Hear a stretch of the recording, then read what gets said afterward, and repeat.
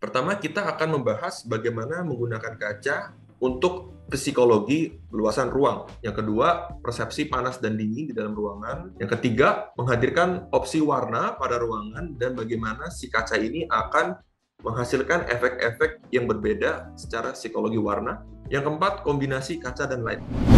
Mood sebuah ruangan akan berbeda jika kita memilih warna yang beraneka ragam. Kita lihat dari yang warna biru terlebih dahulu. Warna biru ini pasti secara psikologi akan menghadirkan efek yang lebih matur, damai, tenang, jernih. Maka dari itu, ruangan meeting pada case seperti ini, contoh-contohnya sering menggunakan warna biru untuk office dan corporate color. Berikutnya, warna merah. Seperti contoh, warna merah ini akan menghasilkan efek yang agresif, emosional, intensitas tinggi. Yang kuning juga sama. Yang kuning ini malah lebih ke arah ceria, optimistis, dan bersahabat.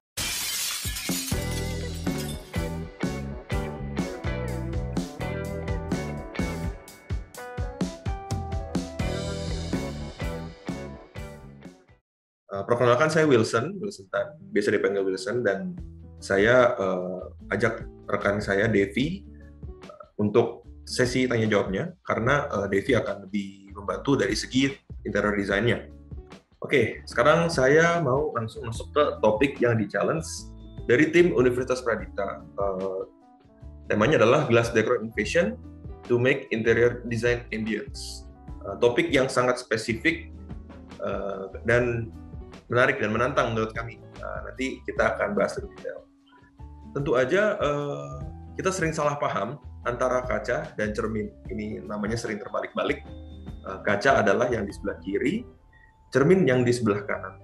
Dan mungkin secara umum teman-teman hanya tahu di industri kaca cuma ada dua jenis ini. Baik yang transparan untuk untuk partisi, atau cermin untuk fungsional. Namun sebenarnya industri kaca sendiri, terutama di bagian interior, sudah berkembang cukup pesat. Dan variasinya sangat banyak, bahkan ratusan, untuk diintegrasikan di interior design. Saya akan jelaskan dulu apa yang tersedia di dalam industri kaca untuk menjelaskan tentang produk-produk dari kaca interior.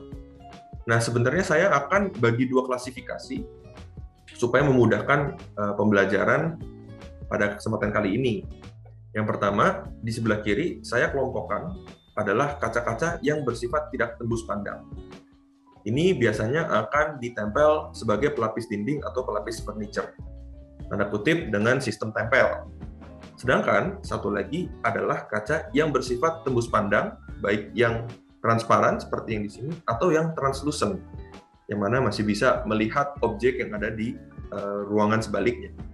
Jadi saya mau tanamkan mindset ada dua jenis, yang tembus pandang dan yang tidak tembus pandang.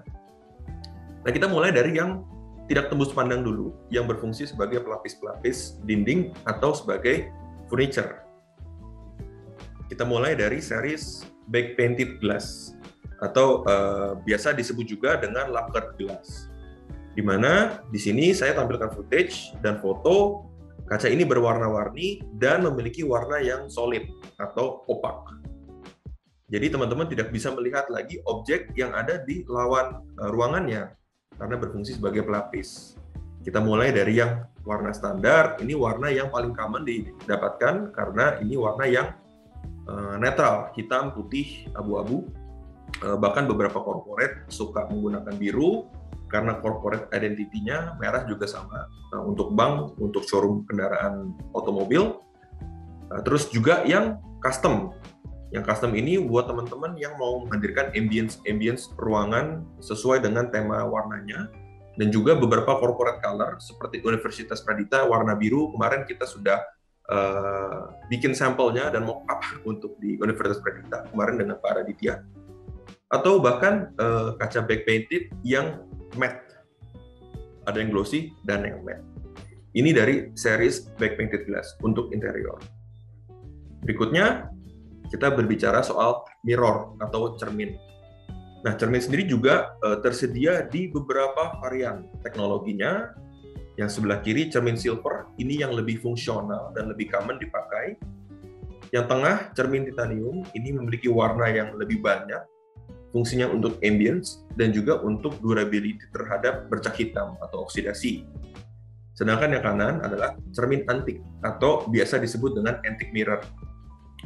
Antique mirror ini balik lagi berfungsi untuk ambience, dekorasi, dan memang sengaja kita motifkan untuk menghadirkan efek-efek oksidasi.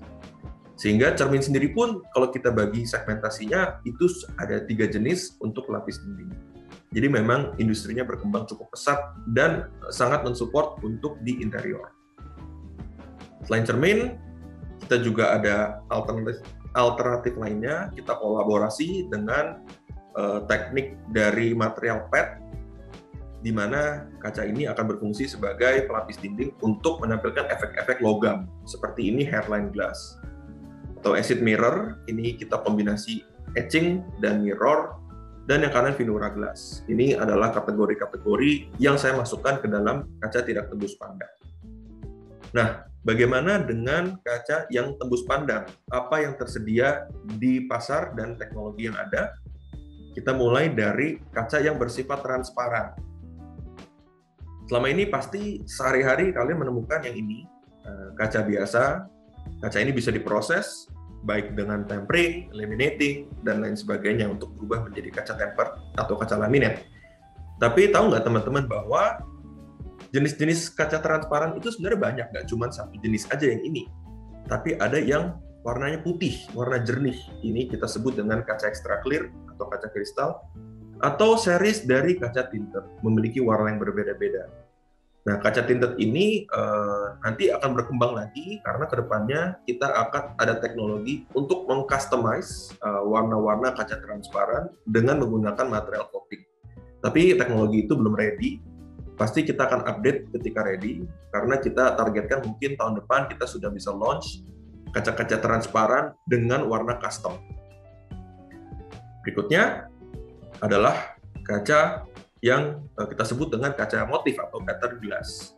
Di sini bisa dilihat sendiri ada beberapa alternatif motifnya dan fungsinya sama. Ini kaca tembus pandang. Jadi masih bisa melihat objek yang ada di lawannya. Seperti contoh, vas bunganya masih terlihat meskipun tersamarkan. Ini juga ada teko dan ada gelas tersamarkan. Ini kita sebut dengan kategori pattern glass atau kaca motif. Berikutnya, teknologi dari kaca yang ini kita sebut dengan frosted glass atau kaca buram. Itu pun juga ada banyak alternatifnya.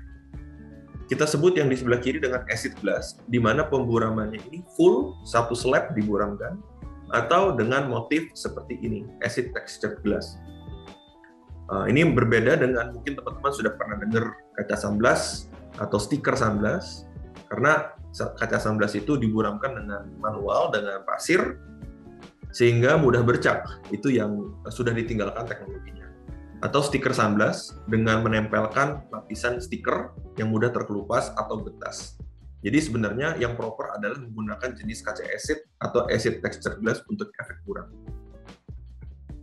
Berikutnya, ini juga kaca-kaca dengan special effect untuk menghadirkan dekorasi dengan menggunakan adaptasi teknologi cermin. Mungkin kalian tahu cermin full biasanya untuk melakukan cermin setiap hari ya. Tapi kita bisa modifikasi teknologi cermin untuk menghadirkan kaca-kaca partisi seperti ini. Atau ini kita sebut dengan kaca Lamilux, laminated fabric glass. Kita bisa menyematkan material-material lain seperti kain, fabric, atau printingan ke dalam kaca, menghadirkan efek yang berbeda untuk interior partition.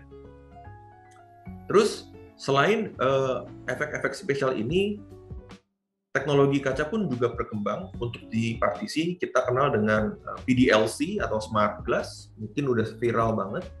Ini termasuk kategori kaca-kaca partisi, di mana kita bisa sematkan material lain PDLC ke dalam kaca, sehingga bisa ada fungsi electrical buram beningnya. Atau yang terbaru adalah U-shaped glass, di mana kacanya sudah dimodulasikan berbentuk U sehingga menjadi struktur yang tinggi, kuat, untuk menghandle kaca-kaca yang tanpa sambungan dan frame ditambahkan. Ini kita sebut dengan U-shaped glass. Nah, jadi sekarang itu yang available untuk dikreasikan di dalam interior design. Tentu aja teknologi ini akan terus berkembang seiring berjalannya waktu, dan saya sangat happy jika ada kesempatan lainnya untuk menjelaskan update-update terbaru di dalam interior design untuk teknologi kaca. Berikutnya, kita kembali lagi ke topik utama, Glass Decor Innovation to make interior design ambience. Di dalam topik ini, mungkin saya bisa menjelaskan dari segi glass information, tapi challenge-nya di dalam seminar kali ini adalah kata kunci ambience. Nah, ini adalah kata kunci yang sangat dekat hubungannya dengan interior design. Nah, bagaimana kita bisa mengintegrasikan ambience yang berubah-ubah, yang bisa disinkronisasikan dengan industri kaca? Maka dari itu saya sudah berkonsultasi dengan Pak Boyke dan tim dari interior. Kita akan handle topik ini dengan 4 subtopik. Pertama, kita akan membahas bagaimana menggunakan kaca untuk psikologi luasan ruang. Bagaimana kaca ini bisa menghasilkan efek yang berbeda, memperluas, mempersempit dari image satu ruangan. Yang kedua, persepsi panas dan dingin di dalam ruangan. Ini juga efek psikologi.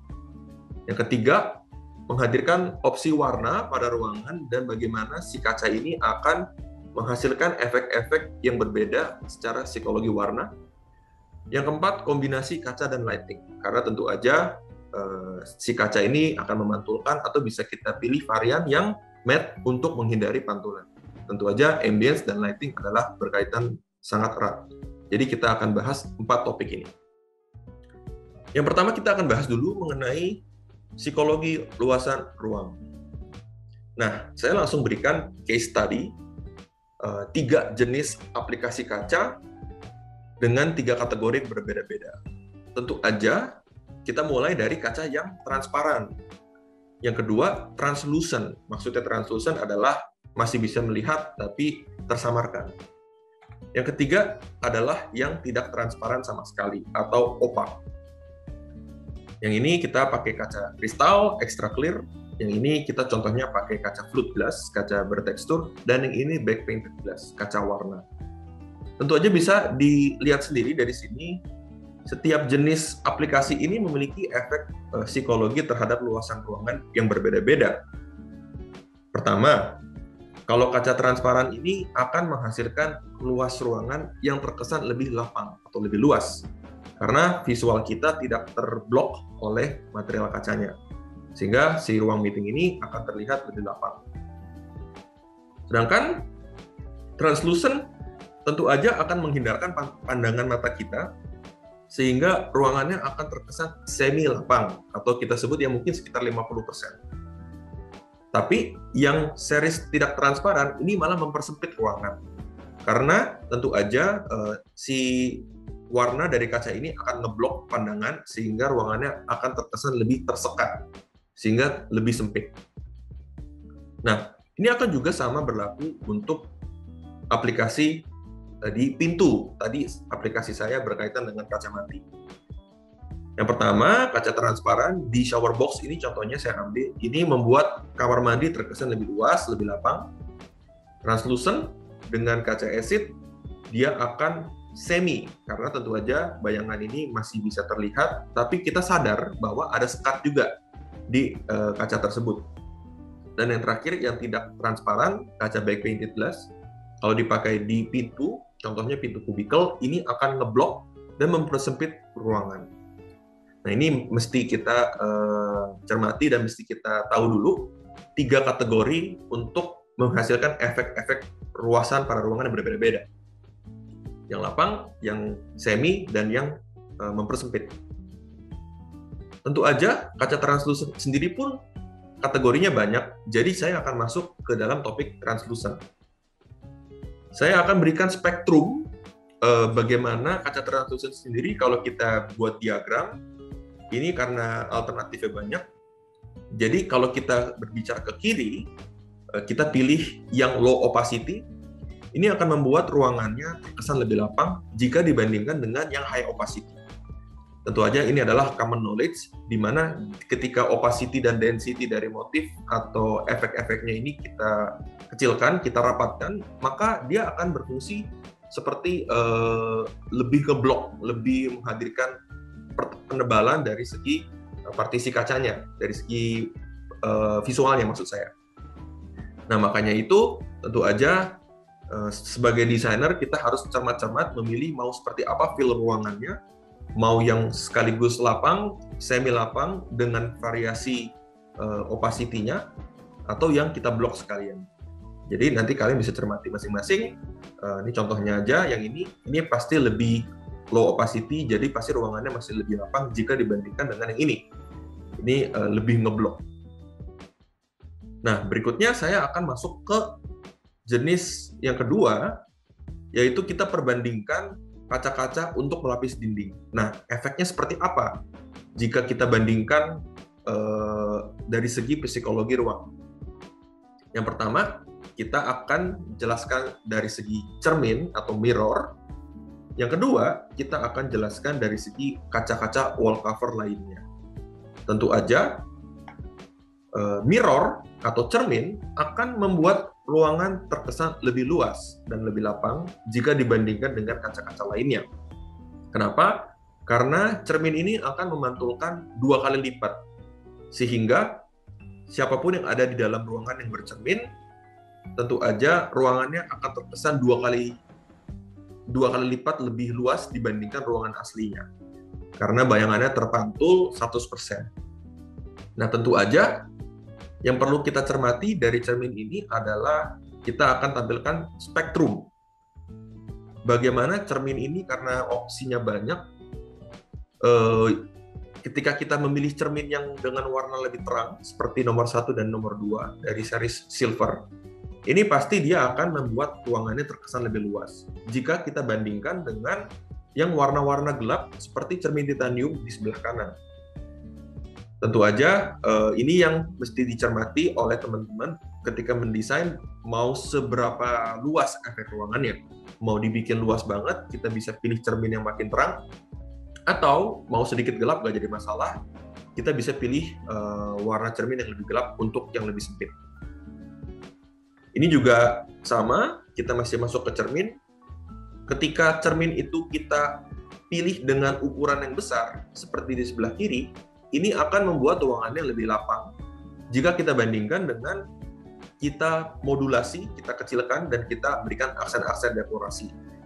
Karena dengan aksen dekorasi ini akan membuat mata kita fokus ke aksennya, sehingga ini akan membuat ruangan lebih sempit jika kita bandingkan dengan yang lebih modulasi besar-besar. Ini adalah common sense, common knowledge. Jadi tentu aja kita kembalikan mau seberapa luas ruangan yang dihadirkan oleh interior designer.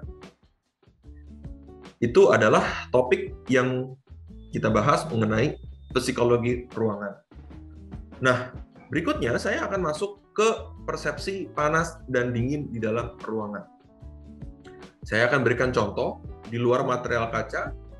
Dengan melihat visualnya aja kita sudah bisa membayangkan yang mana yang dingin ruangannya, yang mana yang hangat. Sebelah kiri, saya ambil contoh menggunakan material stone atau marble, di mana tentu aja dengan menggunakan material marble, efek ruangan secara interior akan menjadi dingin. Tanpa harus kita datang ke ruangannya pun, kita sudah memiliki impresi dingin ruangannya. Apalagi jika kita masuk dan kita sentuh material marble-nya. Nah, on the contrast, the other hand, persepsi hangat ini akan timbul untuk material-material natural seperti kayu yang bisa dilihat di sebelah kanan. Sebelum masuk, udah terkesan ini ruangannya hangat. Nah, bagaimana dengan kaca? Apa yang akan dilakukan, apa yang akan terpersepsi ketika kita menggunakan material kaca di dalam ruangan? Ya, mungkin sudah bisa ketebak. Secara umum, jika kita menggunakan material kaca atau cermin atau back painted, ruangan akan bersifat secara psikologi dingin. Nggak cuma dari visualnya, tapi memang jika kita sentuh material kaca ini akan dingin. Itu dia, kita akan lebih dimirip-miripkan dengan material-material batu-batuan atau marmer. Tapi tentu aja, apakah tidak ada solusi supaya kaca ini menghasilkan efek warm? Ada, tapi tetap secara spektrum akan terkesan dingin, dan efek warm itu didapatkan untuk mengurangi saja, tidak bisa menanggulangi efek dinginnya efeknya secara permanen. Saya akan berikan contoh. Di tengah-tengah ini kita pakai kaca back painted glass warna putih. Nah, kalau misalnya di sebelah kiri, teman-teman bisa lihat di sini. Ini ruangan akan terkesan lebih dingin. Kenapa? Karena kita memilih kaca-kaca yang bersifat glossy. Seperti ini, ruang meeting akan terkesan dingin, atau dengan cermin-cermin pun akan terkesan dingin. Bagaimana kita menanggulangi atau mengurangi efek dinginnya supaya lebih ke warm? Kita bisa memilih jenis-jenis kaca yang memiliki finishing matte. Sebelah kanan saya tampilkan beberapa foto di sini di kamar mandi dengan matte ini secara signifikan akan mengurangi efek psikologi daripada kehangatan ruangan. Yang ini pasti akan terkesan lebih hangat. Tentu aja yang mirror juga sama. Cermin yang matte akan terkesan lebih hangat dibandingkan cermin yang glossy. Tapi tentu aja ini masih bersifat dingin ya, apalagi jika disentuh material kacanya tetap dingin. Hanya dengan visualnya aja bisa kita kurangi efeknya supaya lebih warm. Makanya dari itu, penggunaan material kaca tidak bisa dipakai secara masif untuk seluruh building karena terlalu dingin. Kita harus kombinasikan beberapa material, kaca dan kayu, dan lain sebagainya. Terutama untuk di residensial kita mesti cermati karena material kaca ini harus dikombinasikan dengan material yang lebih warm untuk menghadirkan efek-efek psikologi kenyamanan di dalam satu rumah tinggal. Oke, berikutnya saya akan masuk ke topik yang berkaitan dengan warna pada ruangan. Saya next, warna pada ruangan. Tentu aja, tadi saya sudah lampirkan screenshot beberapa jenis kaca yang tersedia di market. Warna pada kaca sebenarnya itu sangatlah banyak. Tidak cuma clear dan mirror yang standar, tapi ternyata memang sudah kita pikirkan bahwa kedepannya teknologi kaca dan warna ini akan melekat karena teman-teman harus membangun ambience dengan warna. Good news-nya, kita sudah menghadirkan beberapa efek warna yang cukup banyak yang bisa kalian consider dipakai di dalam interior design masing-masing. Sebagai contoh, ini customization dari kaca back painted sudah unlimited, warnanya tidak bisa terbatas lagi. Cermin pun warnanya banyak, hairline glass warnanya banyak, jadi tinggal dicocok-cocokin aja dengan tema interior. Nggak cuman yang kaca sistem tempel, tapi kaca yang partisi pun juga hadir dengan warna-warna yang berbeda, tergantung dari teknik modifikasi daripada kaca tersebut. Seperti contohnya kaca acid, kaca buram aja ada kaca buram aja hadir dengan 4 warna. Bahkan kaca Lamilux seperti ini warnanya bisa kalian tuker-tuker dari fabrics yang ada di dalam kaca tersebut. Maka dari itu opsinya makin banyak. Dan apalagi ke depan kita akan hadirkan kaca-kaca transparan berwarna. Sehingga warna tidak lagi menjadi constraint di dalam interior design menggunakan kaca. Keunggulan warna itu untuk apa sebenarnya sih? Mungkin ini saya agak sedikit berbicara secara general. Warna di dalam interior itu secara umum untuk bertujuan pertama dari segi estetika. Kita tidak mau satu bangunan interior hanya berwarna putih atau hitam aja, karena akan bosan, boring. Dengan menggunakan kombinasi warna, estetika ruangan akan meningkat. Berikutnya, untuk memanipulasi ruangan.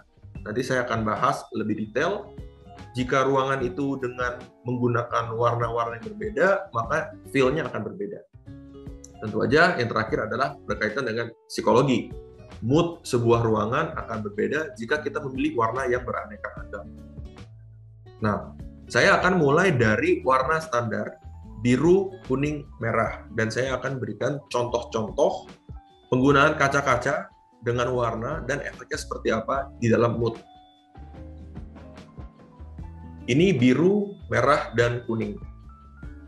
Kita ambil contoh yang warna biru dari series back painted glass, yang merah dari cermin dan back painted glass, yang kuning dari cermin dan back painted glass. Kita lihat dari yang warna biru terlebih dahulu. Warna biru ini pasti secara psikologi akan menghadirkan efek yang lebih matur, damai, tenang, jernih. Maka dari itu, ruangan meeting pada case seperti ini, contoh-contohnya sering menggunakan warna biru untuk office dan corporate color. Karena kita mau mengedepankan bahwa office ini damai, jernih, tenang, dewasa, seperti itu. Berikutnya, warna merah tentu aja akan menghadirkan efek psikologi yang berbeda dari warna biru. Seperti contoh, warna merah ini akan menghasilkan efek yang agresif, emosional, intensitas tinggi.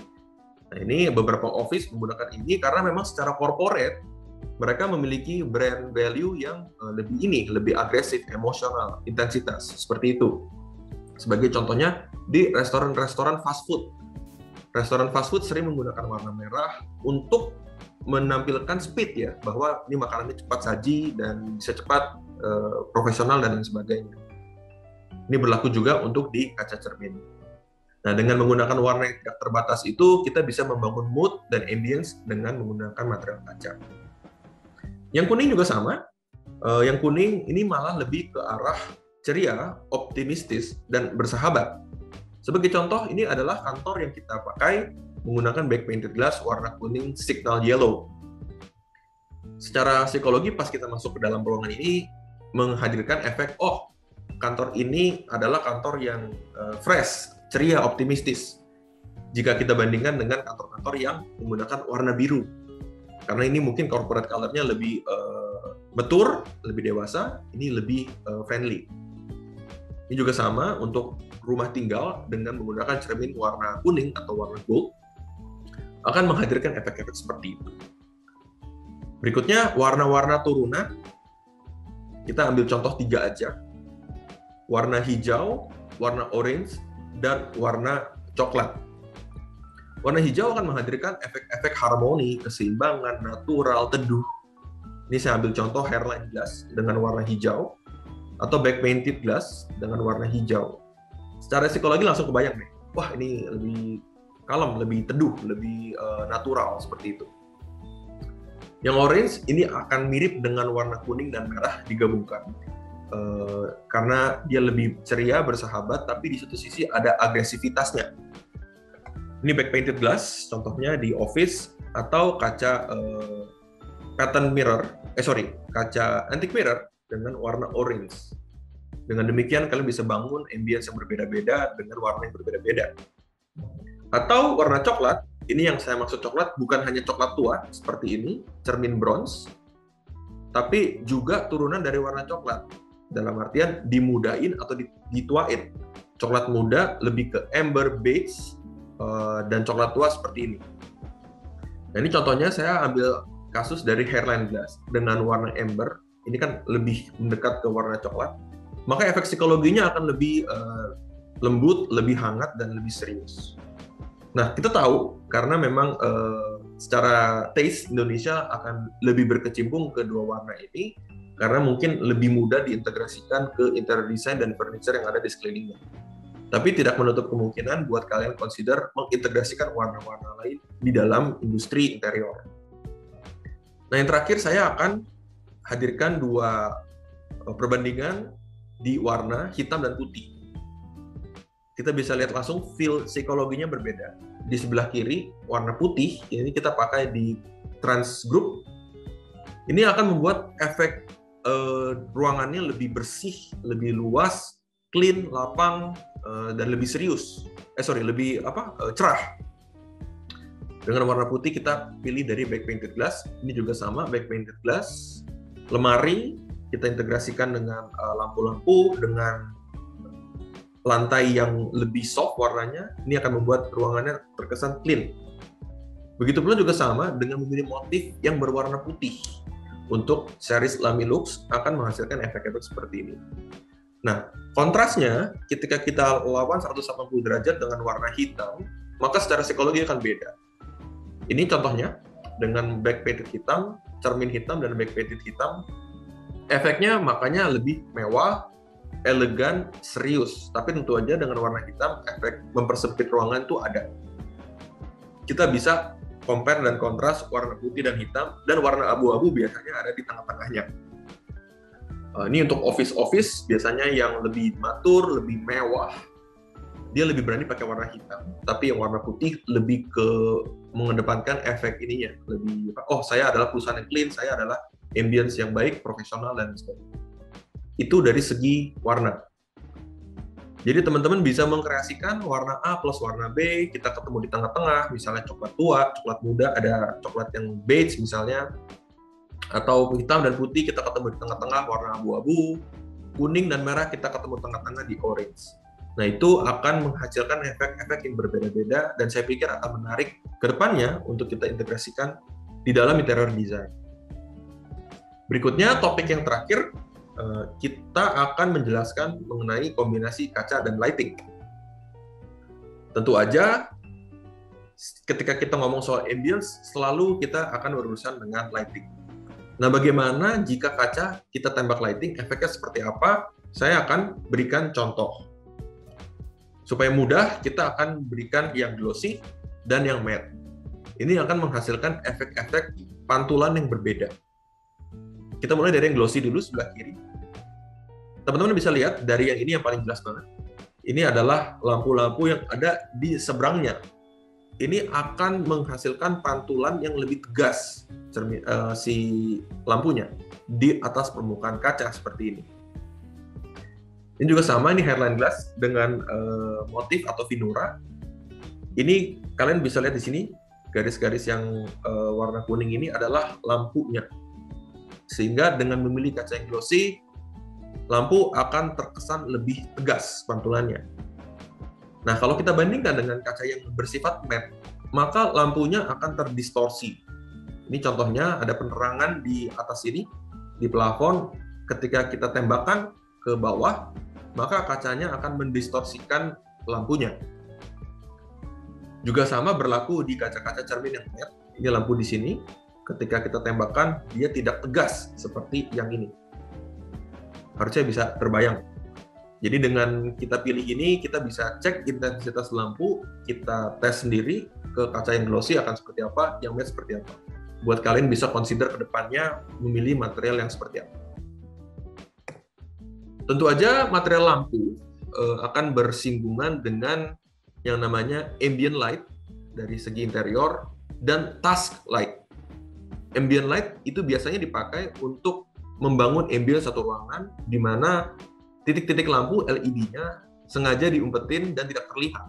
Sebagai contoh, di cermin ini si LED-nya ada di balik cerminnya. Atau di rangkaian kaca back painted glass, si LED-nya ada di balik sini, di garis ini. Dan sengaja tidak terlihat karena memang fungsinya untuk membangun ambient. Nah, berbeda dengan ambient light, task light adalah penempatan lampu untuk mensupport task atau pekerjaan tertentu. Sebagai contoh di sini di wastafel, ini di frontal ya, jadi sumber lampunya ada di cerminnya. Tujuannya untuk menerangi orang yang akan bercermin di wastafelnya. Ini juga sama, ini adalah kaca cermin titanium yang kita sandblasting, terus kita tembakan lampu untuk task light, untuk menerangi ruangannya sekaligus. Nah, ini mesti dibedakan dua ini, dan si kaca ini akan berefek berbeda-beda dengan ambient light ataupun dengan task light. Tentu aja kalian mesti pilih yang kaca-kaca yang tidak tembus pandang, yang lebih oke dan lebih sering berintegrasi dengan ambient light, karena kita mau meng-hide atau mau menyembunyikan si LED-nya atau lampu sorotnya. Tapi jika task light ini sengaja kita expose, makanya kita perlu bantuan teknik sandblasting. Seperti di kasus contoh cermin ini. Berikutnya, sebenarnya ini topik yang berbeda, yaitu accent light, di mana kita mau mempertegas aksen-aksen dekorasi di dalam ruangan. Nah, tentu aja, seperti yang contoh-contoh yang kami jelaskan tadi, jenis-jenis kaca yang ada bisa kita rangkai dan menghasilkan satu artwork tersendiri. Sebagai contoh yang di sini. Ini area foyer di dalam satu hotel, di mana artwork-nya itu mengintegrasikan lukisan, meja, konsol, dan juga kaca cermin antique mirror yang di bevel dekorasi. Bagaimana kita menghadirkan accent light, kita bisa melakukan sorotan di wall art tersebut. Ini ada pantulan sedikit ya, ini lampunya lagi dimatiin. Tapi ketika dinyalakan, maka dari ini bidang si tembok ini akan terlihat sebagai bidang yang mau di-highlight dengan accent light. Ini juga sama di gedung BRI, ini yang mau kita highlight, rangkaian cermin dekorasi dengan cermin titanium, maka lampunya ada di sini sebenarnya. Ini yang dua ini nembak ke sini. Tapi yang lain berfungsi sebagai ambient dan lighting secara general. Ini juga sama, ada task light 3 dot di sini untuk mempertegas aksen dari dekorasi kaca back painted glass untuk di gedung BNI. Setiap lantai ada seperti ini dan ada task light-nya. Ini juga sama di sini. Sebenarnya ini nggak terlalu tegas banget, tapi yang kita mau highlight adalah dua ini, 1 dan 2, dengan menggunakan lighting. Sehingga dengan menggunakan kaca-kaca di dekorasi, kita bisa menghadirkan satu aksen ruangan dengan wall art dan kita bisa tembak dengan aksen light. Nah, baik yang glossy atau yang matte tentu aja udah kita jelasin pendarahan cahayanya. Jadi pastikan memilih jenis kaca yang tepat untuk diaplikasikan di aksen lighting seperti ini. Oke, sebatas itu aja presentasi saya. Mungkin 1 jam lebih dikit ya tadi ya. Terima kasih atas kesempatan dan waktunya. Mungkin saya akan kembalikan lagi ke moderator Pak Boyke untuk membuka sesi tanya jawab. Baik, terima kasih untuk Pak Winston atas paparannya. Jadi ini menarik ya, paparan full color. Nah, presentasi sebelumnya tidak berwarna seperti ini karena kita membahas tentang kaca. Setidaknya apa yang sudah disampaikan di sini sudah mewakili. Dalam arti kebetulan di webinar ini hadir juga dosen dari Pradita yang membawa materi tentang ilmu warna, ya, jadi membahas tentang ekspresi warna juga, prinsip desain juga, Ibu Gre, dan studio desain Pak Wida Sabta dan Pak Rizky.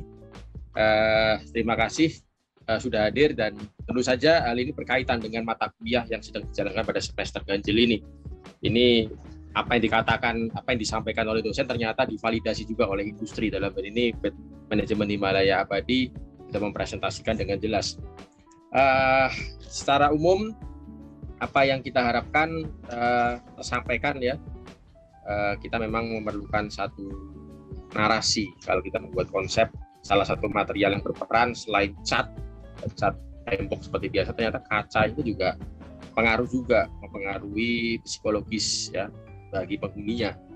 Nah, untuk mempertajam lagi, mungkin saya akan buka 2 pertanyaan dari para hadirin. Kami persilahkan untuk raise hand atau chat di kolom chat ya pertanyaannya.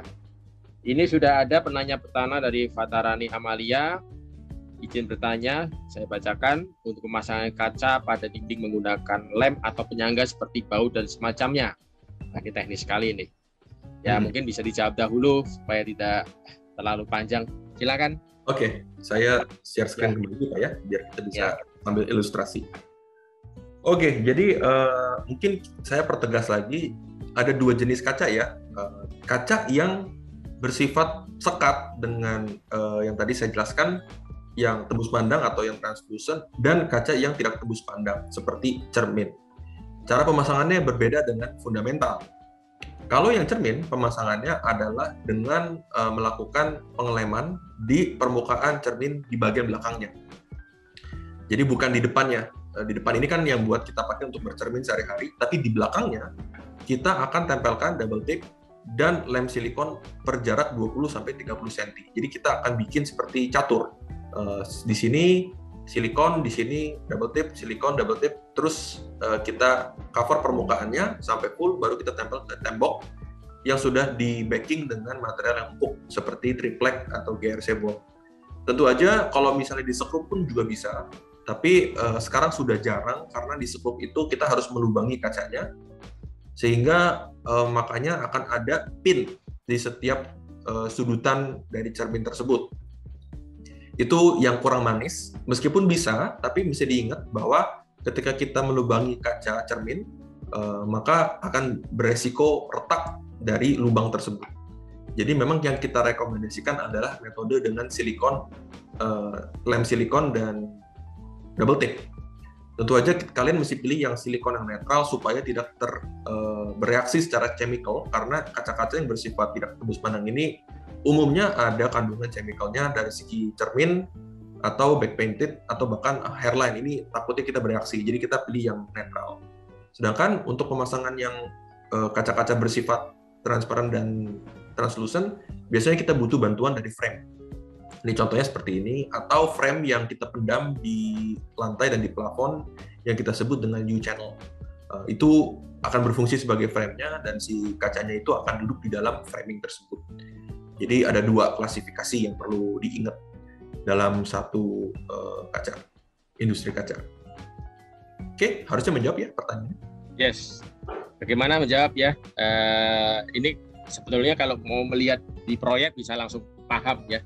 Mungkin ya ini arahan melalui bahasa paling tidak sudah mengarahkan, tapi memang belum valid kalau belum melihat secara langsung memang. Betul. Ya nggak apa-apa. Terima kasih. Ini ada lagi pertanyaan, Pak Tarani sudah ya, itu. Ada pertanyaan lagi dari Angelina Amanda.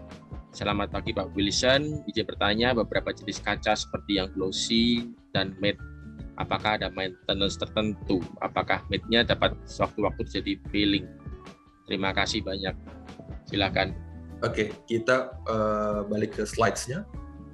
Salah satu, saya akan jawab yang glossy dulu. Salah satu keunggulan kaca adalah efek glossy-nya tentu. Yang kedua dari segi maintenance. Kenapa kita sering disandingkan dengan material batu-batuan? Karena material kaca ini glossy-nya dapat, yang glossy dulu ya. Terus berbeda dengan batu-batuan. Batu-batuan itu akan ribet dari segi maintenance, di mana kita harus sering melakukan polishing supaya mengkilapkan kembali. Tapi kaca tidak perlu dilakukan polishing untuk stay glossy. Jadi maintenance-nya itu akan jauh lebih mudah dibandingkan dengan material batu-batuan.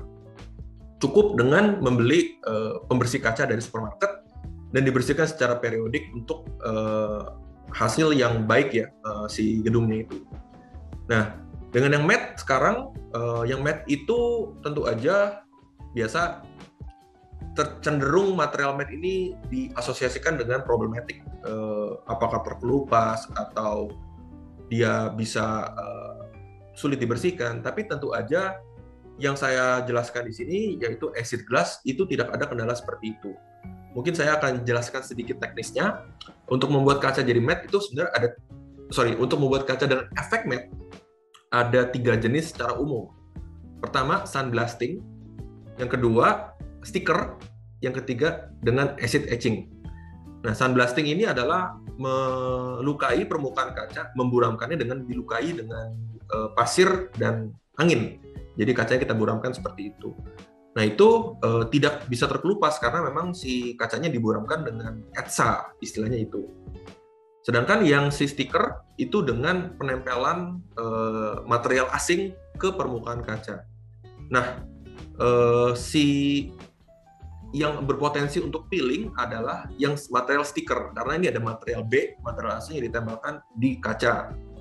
Nah, sedangkan yang saya jelaskan ini berbeda dengan sandblasting dan stiker, tapi kita sebut dengan acid etching, di mana material kaca ini matte-nya kita dapatkan dengan proses kimia, sehingga kacanya itu kita buramkan dengan cairan acid, cairan kimia. Maka dari itu ini adalah real etch atau pengetsaan pemburaman secara permanen yang nggak bisa peeling, sama seperti sandblasting. Tapi bedanya adalah permukaannya lebih halus sehingga tidak mudah menyimpan kotoran atau minyak. Kalau ntar ada kesempatan kita bisa bandingkan, nanti saya akan upload videonya perbandingan acid dengan sandblasting dan acid dengan stiker. Ini memiliki efek yang berbeda dan fungsinya berbeda. Jadi sebenarnya kekhawatiran terhadap matte yang peeling off atau tidak bisa di maintenance itu sudah tidak ada lagi dengan teknologi kaca acid. Oke, menjawab ya harusnya ya? Oke, Pak. Oke. Mau nanya sebentar lagi boleh? Iya, boleh. Silakan. Kalau untuk dari warnanya apakah ada bisa terjadi perubahan? Mungkin. Oke. Kalau dari segi warna kita mesti cek dulu warnanya ini didapatkan dari teknik apa.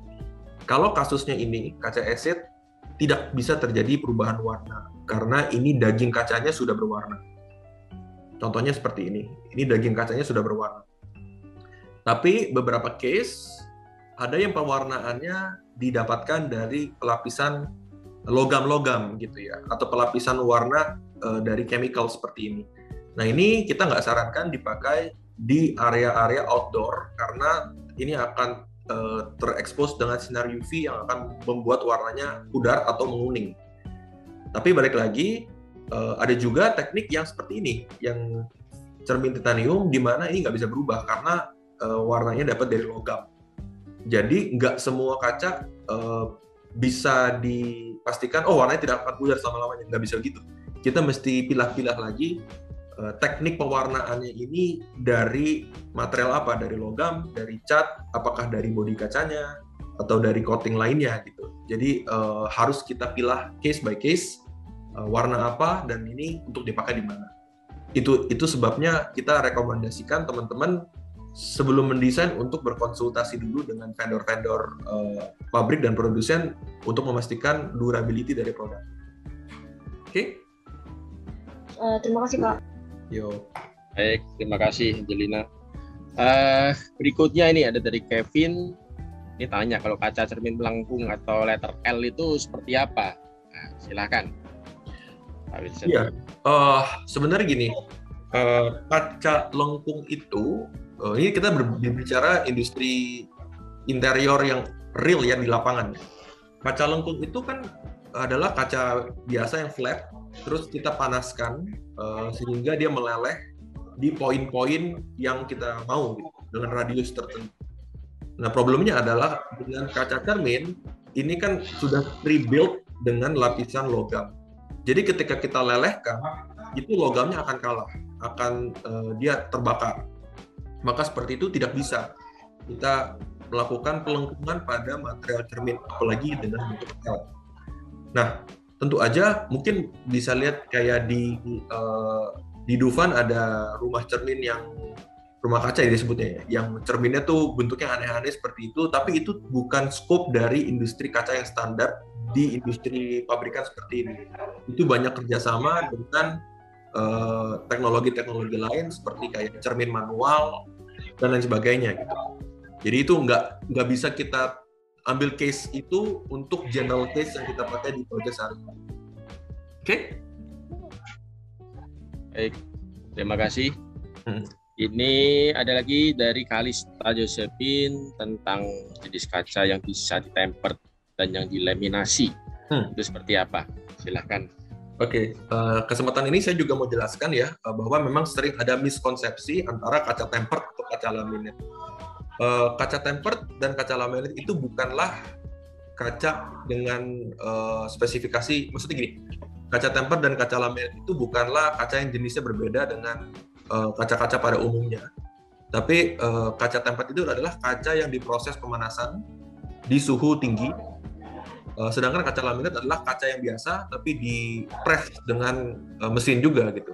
Sehingga kita sebut kaca tempered dan kaca laminate adalah kaca hasil proses, bukan kaca bahan baku. Nah, ini pertanyaannya benar karena Kalista ini bertanya apa aja kaca yang bisa ditemper dan bisa dilaminate. Berarti konsepnya udah nangkep bahwa proses itu temper dan laminate adalah jenis proses adisional di kaca. Nah, jenis apa aja dari temper dan laminate?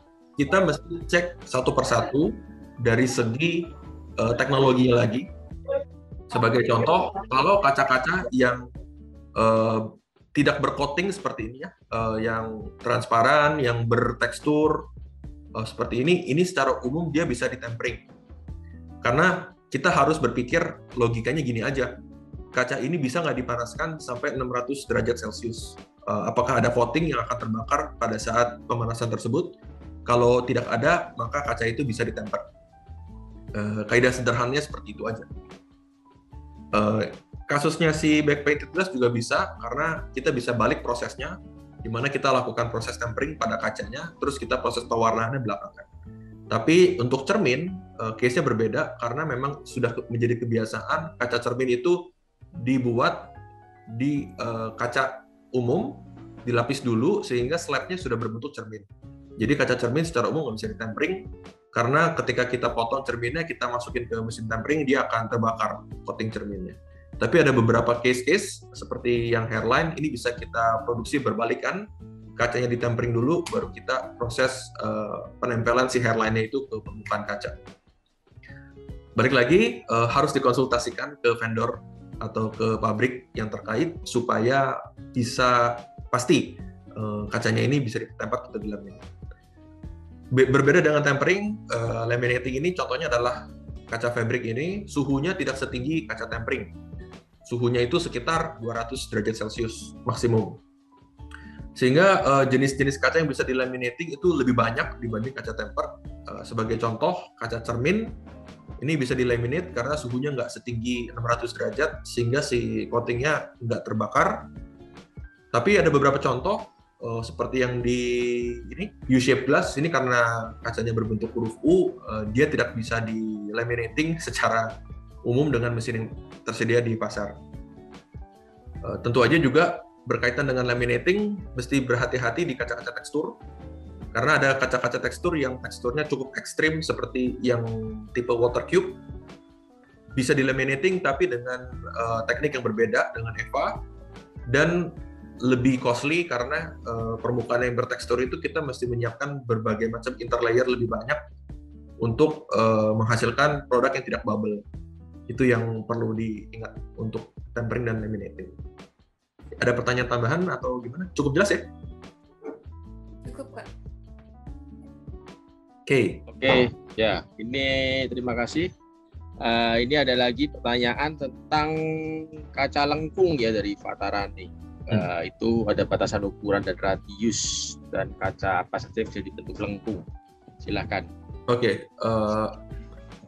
Thank you, pertanyaan ini juga banyak saya terima mengenai kaca lengkung. Kaca lengkung itu tentu aja pasti berkaitan dengan radius dan batasan ukuran. Dari mana? Dari mesin. Setiap prosesor atau gelas prosesor yang punya mesin untuk lengkungan memiliki spesifikasi yang berbeda-beda. Jadi saya nggak bisa jawab fix ya, dalam artian maksimum sekian, besarnya maksimum sekian. Karena tentu aja teknologi ini akan berkaitan di mesin yang akan diinvestasikan oleh para prosesor lengkung. Nah, mungkin sedikit informasi aja, teknik lengkung itu ada dua jenis. Lengkung yang dibuat mesin lengkung yang integrated dengan mesin tempering dan mesin lengkung tradisional. Kalau mesin lengkung yang diintegrated dengan mesin tempering, maka lengkungannya fix banget dan ukurannya bisa besar, ukuran modul kacanya, bukan radiusnya. Tapi kelemahannya adalah radiusnya tidak bisa terlalu kecil.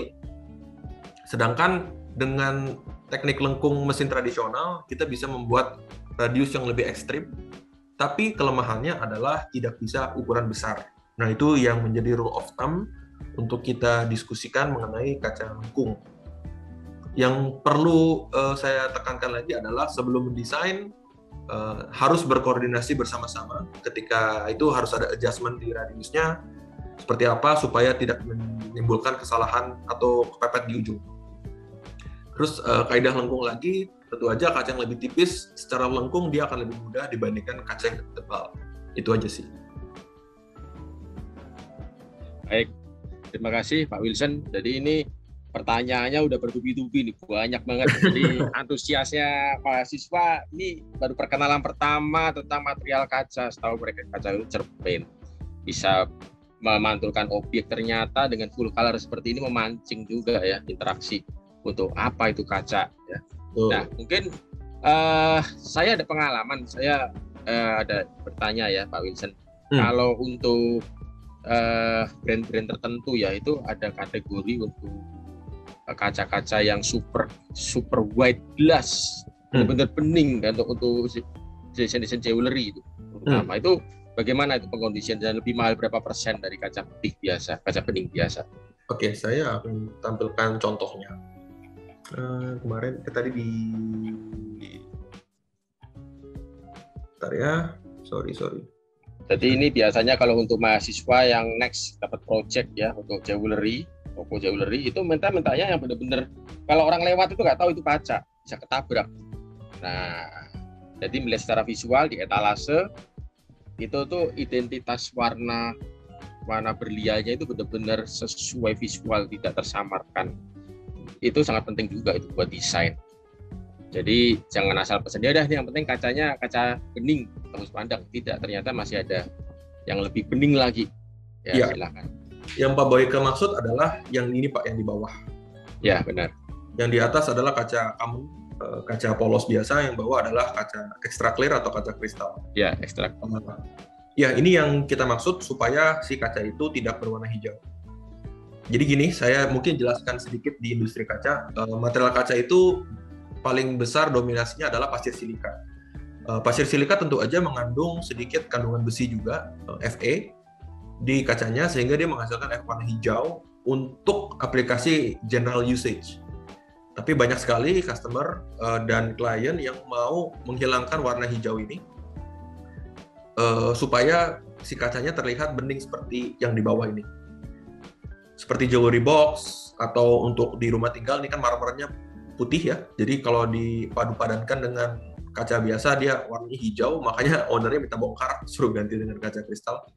Bedanya adalah bahan bakunya Pak. Bahan bakunya si kaca polos biasa, dia di tambang yang berbeda. Tambang yang ini mengandung kandungan besi yang tinggi, sedangkan yang ini tidak mengandung kandungan besi yang setinggi kaca polos biasa. Secara cost tentu aja akan berbeda. Dan berbedanya ini juga fluktuatif ya, tergantung dari ini kan semi commodity, dalam artian akan bergantung kepada tambang dari pasir silikanya. Tapi kalau saya tarik garis secara umum, kalau kita bandingkan glass to glass, kaca dengan kaca itu mungkin sekitar 2 kali lipat. Misalnya si kaca polos itu 600 dengan ketebalan yang sama, sedangkan kaca kristal ini mungkin 1,2 secara pricing glass to glass. Tapi tentu aja kan kita bisa lihat sendiri pemasangan kaca itu tidak bisa dibandingkan apple to apple, glass to glass. Karena kita harus mempertimbangkan seperti ini, ada frame-nya, ada tiang-tiang seperti ini, handle stainless steel, railing, dan lain sebagainya. Nah ini kan akan sama, dalam artian mau pakai kaca polos atau pakai kaca extra clear, tetap harganya sama. Nah ketika kita bandingkan kaca yang sudah teraplikasi, terkandung di dalamnya proses tempering, upah kerja, material pendukung, frame, stainless steel, setelah kita gabungkan, mungkin cost-nya akan berselisih 30-40%. Sehingga nggak lagi kita ngeliat, oh ini kok double ya, tapi kita harus pertimbangkan material-material lain yang terkandung untuk membuat hasil ini. Jadi saya pikir selisihnya ini tuh sepadan ya, 30-40% untuk menghasilkan efek yang lebih baik gitu. Ya, baik, terima kasih. Terima kasih untuk ulasannya. Oke, ada lagi penanya yang lain yang mau langsung berinteraksi? Nah, ini ada yang bertanya tentang kaca 7x3 meter tanpa sambungan. Itu memungkinkan sampai seberapa jauh ini? Nah. Ya, kalau secara teori sih memungkinkan. Teori, Pak. Balik lagi teori. Secara teori memungkinkan. Kita bisa melakukan dalam artian ini kan PR dari si pabrik float, pabrik yang membuat kaca dari raw material. Secara teknis memungkinkan, tapi secara praktek ini tidak efisien sekali. Pertama, si kacanya itu akan berat dan kacanya itu membutuhkan MOQ yang cukup besar ya untuk kita produksi. Terus yang kedua, dari segi logistik, mentransportasi kaca ukuran seperti itu membutuhkan truk dan kontainer yang khusus, dan ini langka, sehingga sebaiknya kita melakukan proses ini tapi sudah mempertimbangkan cost yang akan dibebankan ke owner, bahwa ini akan mahal, atau jika tidak memungkinkan harus dimodifikasi lagi desainnya supaya bisa lebih integrated di produk-produk yang lebih common. Karena memang pengalaman kita juga banyak, akuarium desainer membuat tanpa sambungan 8 meter, tebalnya mungkin triple laminate 15 plus 15 plus 15. Tapi ternyata pas kita hitung harganya, owner akan teriak, mungkin kemarin kita hitung sekitar berapa ya? Sekali shipment itu bisa 400 juta untuk 1-2 lembar kaca gitu. Itu kan nggak make sense. Jadi jawabannya secara teori bisa, secara praktek cost-nya akan sangat tinggi sehingga lebih baik desainnya di-adjust. Tapi beberapa case yang customer super premium pun ya mau-mau aja karena mungkin budgetnya lebih banyak dan memang mau menghadirkan estetika yang luar biasa gitu di kaca-kaca ukuran jumbo seperti ini. Oke? Ya, jadi kalau menyambung mungkin perlu juga cek lokasi, itu kaca mau masuk dari mana kalau itu berada di lantai 15. Ya kan, ukuran lift juga perlu dicek, ukuran lift barang. Atau mau digantung kalau masih pas masa proses pembangunan kan bisa pakai crane ya dari luar. Tapi sampai seberapa jauh manuvernya juga itu, keselamatan dan lain-lain. Jadi desainer juga memerlukan hal-hal seperti itu. Kalau saya proyek itu kalau udah bangun dari jadi, saya langsung menuju ke lift barang dulu sebelum mendesain. Lift barang manuvernya supaya seberapa jauh dia beloknya masuk ke pintu lift, tingginya berapa maksimal itu. Jadi kalau owner minta lebih, ya saya sorry sudah nggak bisa, harus ada sambungan. Seperti itu. Jadi bukannya wah berarti desainer tidak bisa mengikuti apa maunya owner, tapi kan fakta di lapangan tidak memungkinkan. Nah itu desainer harus mengikuti. Kalau dari timnya Himalaya sih mau-mau aja, buat aja biaya gimana sampai lokasi masuknya gimana. Itu juga perlu dipikirkan, ya kan ya Pak ya. Betul. Terus juga pikirkan keterbatasan mesinnya juga, karena kan misalnya maunya 7x3 back painted glass gitu, sedangkan mungkin nanti akan terkendala di ovennya, terkendala di gap pembukaannya itu, dan mesin jadi nggak bisa se-free itu. Ada limitation concern dari segi teknis. Iya, benar sekali. Oke, terima kasih. Dan menyambung yang tadi, ini ada tanya ukuran kaca itu maksimal berapa kali berapa yang ada di pasaran. Silakan Pak. Oke, jujur ini sedikit susah dijawab karena setiap variasi kaca ini memiliki standarisasi yang berbeda-beda. Kenapa? Karena gini, setiap jenis kaca ini kan ada finishingnya. Finishingnya itu dibutuhkan mesin yang berbeda-beda. Dan setiap spek mesin ini memiliki spek ukuran yang berbeda-beda. Jadi nggak bisa kita patenkan, hanya ukuran sekian kali sekian.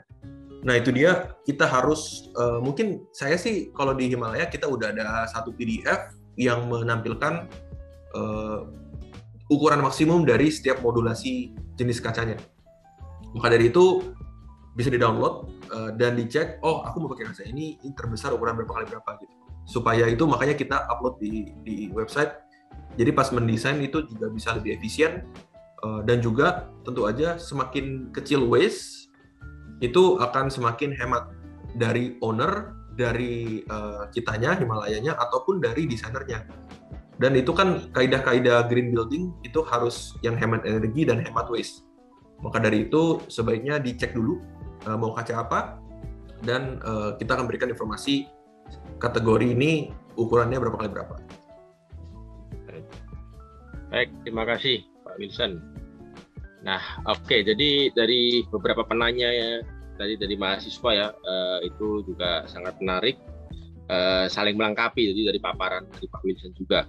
Mungkin ada dua penanya lagi mungkin, penanya terakhir kalau ada. Oke, mungkin satu penanya terakhir ya dari saya ya. Jadi saya pernah ditawarin tuh satu pekerjaan untuk membuat ruang karaoke, tetapi ruang karaoke itu berdampingan dengan ruang diskotik yang berada di bawah. Itu di Hotel Borobudur itu. Itu kan di atas itu ada ruang karaoke berjajar, tapi orang yang berada di dalam ruang karaoke itu bisa melihat langsung ke bawah di floor dance. Tahu sendiri kan, di floor dance speakernya suara seperti apa, di ruang karaoke ingin kedap. Nah, memang solusinya kaca itu double dan divakum. Di vakum. Cuma pada waktu pelaksanaan memang masih ada sih sedikit suara yang masuk. Tapi itu pengaruh juga ke frame ternyata. Bukan hanya kaca. Nah, kalau di Himalaya apakah ada juga referensi untuk frame ya selain U-channel? Mungkin ada frame-frame khusus seperti itu. Oke. Jujur Pak, itu benar. Separuh dari kekedapan suara itu didapatkan dari frame-nya dan separuhnya lagi dari kaca. Bahkan mungkin lebih besar dominasinya frame-nya Pak ketimbang kacanya. Karena kacanya itu hanya biasa dipakai untuk panel aja. Nah, dengan melakukan proses yang tadi Bapak mention itu kita sebut dengan metode IGU, Insulated Glass Unit, atau bahasa umumnya double glassing. dua kaca, tengah-tengahnya ada airspace. Nah itu ya itu membantu dari segi kekedapan suara, tapi itu hanya parsial, di mana nanti titik beratnya akan ada di frame-nya Pak. Gitu. Yang bisa kita lakukan ya mungkin mempertebal IGU-nya dengan komposisi yang berbeda, misalnya kacanya jadi laminate yang depan, terus di IGU dengan kaca laminate lagi, jadi totalnya ada 4 kaca. Itu akan memperkedap lagi ruangannya. Cuman balik lagi secara cost gimana dan framingnya gimana. Itu sih yang bisa saya jawab. Baik. Ya, baik. Terima kasih. Jadi ini pengetahuan tambahan ya buat para mahasiswa. Ya next saya nggak tahu ke depan. Jadi ini supaya Anda tahu juga. Mungkin ini baru konsep teori, tapi pelaksanaannya ya harus melihat secara langsung ya untuk hal seperti ini. Baik. Apakah ada penanya lagi dari mahasiswa, rekan-rekan peserta? Sampai saat ini ada 46 kita bergabung, ada 46 peserta. Terima kasih sudah join ya dari berbagai angkatan. Kalau sudah tidak ada, mungkin saya bisa akhiri dengan memberikan sedikit resume bahwa material kaca ya, yang sebetulnya kalau kita desain interior konsepnya ya hanya membuat suatu kenyamanan ruang. Ruang itu sudah mempunyai suasana yang diinginkan ya, minimalis, kontemporer dan lain-lain. Dicat, ada furniturnya. Ternyata elemen kaca ini juga pengaruh ya. Tadi ada bisa menimbulkan membawa suasana hati juga ya, membawa suasana hati dan membawa juga konsep ruangan yang mau diciptakan. Apakah itu konsep ruangan untuk office ya, untuk kafe. Pertama kafe yang paling banyak sekarang berjamuran ya, untuk startup bisnis itu banyak menggunakan kaca juga. Tetapi hal ini kembali lagi ke desainer ya, bagaimana desainer mempunyai pengalaman dan idealisnya. Dalam hal ini mahasiswa yang masih belajar tentunya bisa menambah knowledge ya untuk kompetensi keilmuan desain interior. Dan mungkin ini ada, kita semester ini ada lagi berjalan mata kuliah pengetahuan bahan interior Pak Wilson. Ini ada satu grup mahasiswa yang bertugas mengumpulkan sampel-sampel kaca. Nah, apakah memungkinkan ada potongan-potongan kaca sisa yang bisa dibawa mahasiswa untuk dibikin semacam board material gitu ya, apapun tidak yang potongan-potongan kaca sisa kalau ada memungkinkan itu. Nggak perlu pakai kaca sisa Pak, kita ada satu box. Waduh. Satu box ini terisi dari varian-varian jenis kaca ini. Jadi saya pikir nanti mungkin tim dari Pradita bisa kontak saya untuk kita kirimkan boxnya gitu. Oke, baik, terima kasih Pak Wilson. Nah ini di luar ekspektasi nih, tiba-tiba ada boxnya, padahal kita kan minta potongannya nih. Ya, oke, baik, terima kasih Pak Wilson untuk informasinya. Ya itu ya, untuk grup mahasiswa yang mengumpulkan material kaca, nanti bisa di follow up ya untuk hal ini. Baik, dan sebagai penutup, terima kasih. Nanti kita coba di tahun semester depan jika ada materi lain yang lebih kekinian, nanti bisa kita berjumpa kembali dengan materi yang lain dan bisa berkolaborasi lagi di acara webinar. Terima kasih untuk manajemen dari Himalaya Abadi Pak Wilson. Dan sebelum menutup ada sedikit sertifikat ya sudah disiapkan dari pihak panitia. Saya mewakilin Bapak Ovi, nanti dikirimkan by email ya, Pak Wilson. Ini untuk formalitas dari kami. Ini yang mendesain dari tim Himpunan Mahasiswa Desain Interior, format sertifikatnya. Saya serahkan. Terima kasih sebagai ucapan untuk apresiasi ya, apresiasi dari acara ini. Saya terima. Baik. Pakai virtual Pak ya, Pak? Iya, pakai virtual sekarang seperti ini. Baik. Saya moderator Boyke Yanus, terima kasih. Saya akan menutup acara ini dan selamat menjalankan weekend, dan saya kembalikan ke MC untuk menutup acara ini. Silakan MC.